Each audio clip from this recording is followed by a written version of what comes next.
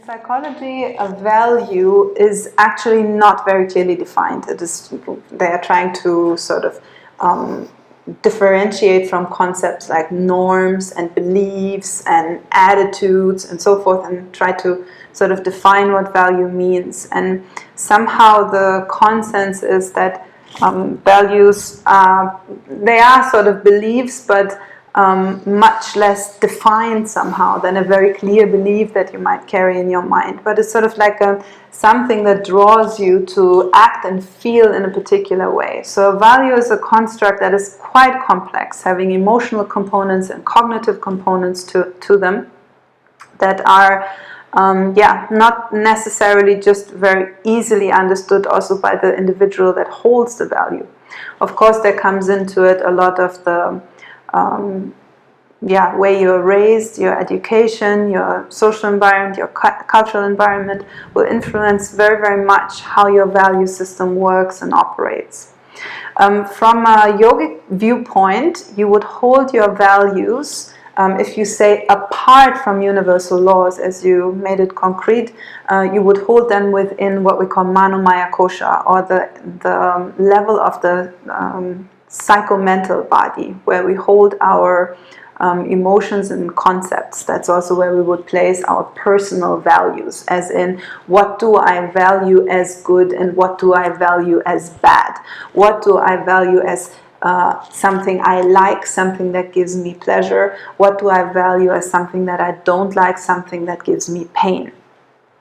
In this context, values are, like, keeping them in this limited way, values are not necessarily something that the tantric is very keen on keeping around, and value systems will change quite significantly while you are transforming, which is one of the great points of the tantric practice, is to continuously transform and reinvent yourself.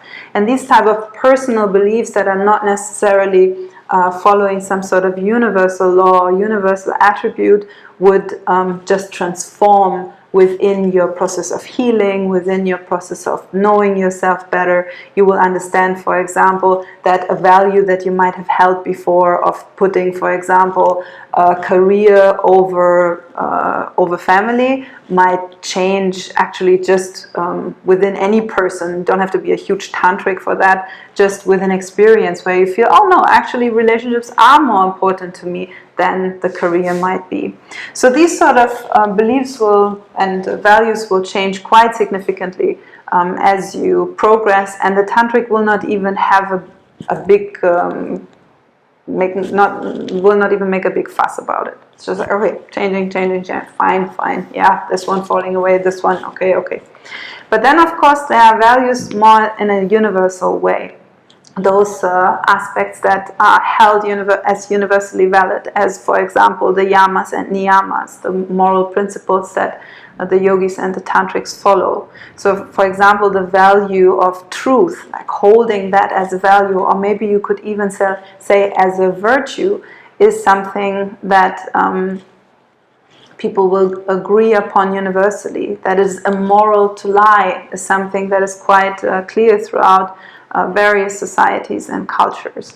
Or that it is wonderful to be humble and have abnegation. That might be a value that will actually maybe not be so important to you in the beginning of your path, but then as you proceed to sort of shed the limits of the ego and move more and more into your heart and into your soul, you might find that these values naturally become much, much more important to you. Something that has been taught very clearly by our teacher about the godly attributes and universal attributes is that the more you come to your true nature, the more you center into the simplicity and godliness of your own soul, of your own godly spark, you can say, of the eternal self within you, the more naturally interested, the more naturally aligned you will become with these universal values, even without thinking about it too much. Hey guys, if you like this video, make sure to like and subscribe to our YouTube channel for more content on spirituality, Tantra and more. And if you want to sign up for our online classes or for our retreats, you can see our website on the description below. Thank you.